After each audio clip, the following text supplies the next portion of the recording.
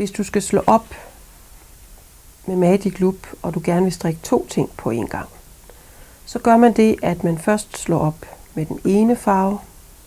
Det er den lyse, jeg har slået op her. Det kalder jeg farve A. Og så er jeg bagefter slået op med farve B, som er den grå. Når jeg så skal strikke, så starter jeg med at rykke maskerne ud i vejeren. Farve A er allerede rykket ud, så den rykker jeg lige lidt mere. Og så rykker jeg også farve B helt ud i vejeren. Nu ligger de så herude. Og grunden til, at jeg skal have dem herude, det er, fordi jeg skal finde halvdelen af mit maskeantal. Og det har jeg talt mig frem til ligger her på farve A.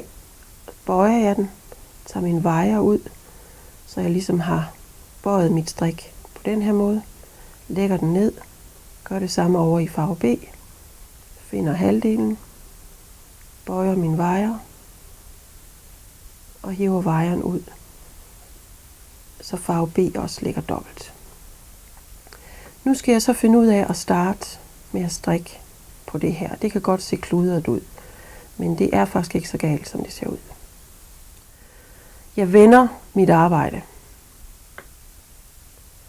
og så skal jeg sørge for at have farve A, altså den jeg først slog op. Den ligger her. Og grunden til, at jeg kan sige, at den gør det, det er, fordi jeg har min ret side af mit opslag liggende her. Så det peger ud af. Og jeg kigger og ser, at min vrangsiden af mit opslag vender mod hinanden. Og jeg kan se, at min pind ligger her. Nu trækker maskerne ind. Det vil sige, at jeg kan være klar til at strikke nu. Så tager jeg holder med min venstre hånd på det her. Så tager jeg farve B, som altså var den, jeg slog sidst op. Folder den også. Lægger den så, mit opslag ligger vrang mod vrang. Skubber lige ind, så jeg kan være klar til at strikke på den her pind. Og så ligger de klar til at kunne blive strikket efterfølgende. Men jeg skal bruge pinden her for at kunne strikke. Så nu skal jeg sørge for at have min strikketråd på farve A. Og jeg skal sørge for, at min strikketråd sidder op. Hvis den er drejet rundt om vejeren nedenunder, så kommer den faktisk til at lave en udtagning.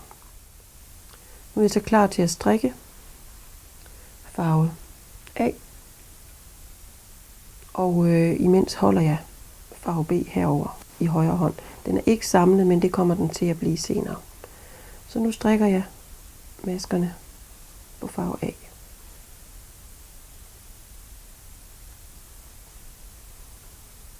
Og jeg strikker hen til der, hvor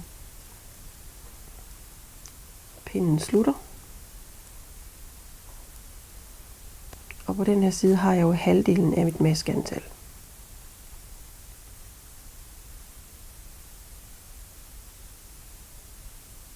Nu vender jeg 180 grader, skubber den forreste pind ind.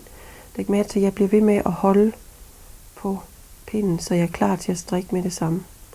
Skubber den her pind ind. Nogle gange kan den godt lige i starten lige være svær at skubbe ind. Men nu er jeg klar, og før jeg kan strikke, skal jeg jo bruge en pind, og det er jo så den bagerste, jeg hiver ud. Og grunden til, at det er den bagerste, jeg hiver ud, det er jo fordi, at her sidder min strikketråd, og det vil sige, at den pind er lige blevet strikket. Så den hiver jeg ud, og min tråd er oppe, og så strikker jeg. Jeg sørger for at lægge pindene godt oven på hinanden, for at undgå rille imellem.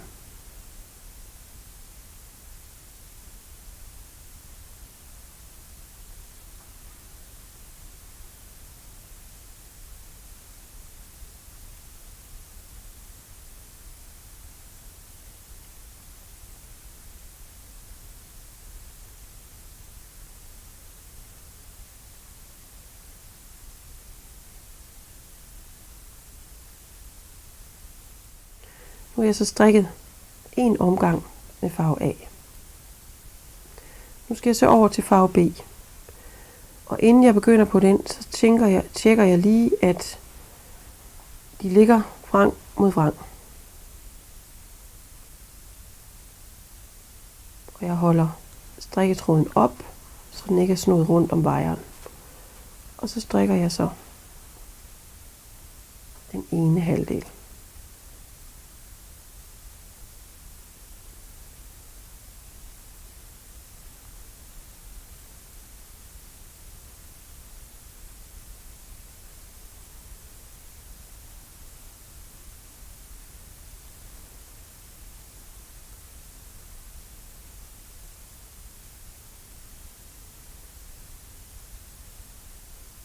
Og så vender jeg.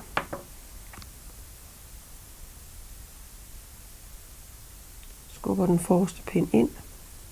Bliver ved med at holde, så jeg er klar til at strikke.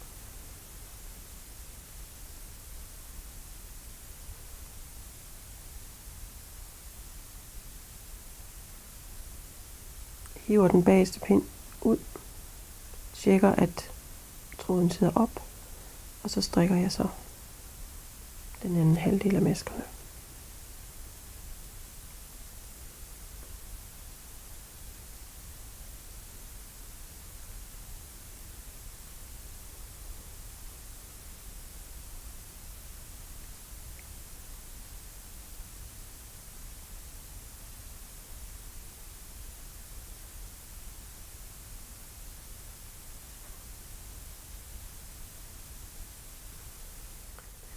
Nu er jeg så færdig med første omgang, hvor jeg har strikket 2 vanter, strømper, ærmer, hvad det nu skal være, på en pind. Og I kan se, at jeg har mine 2 loop liggende.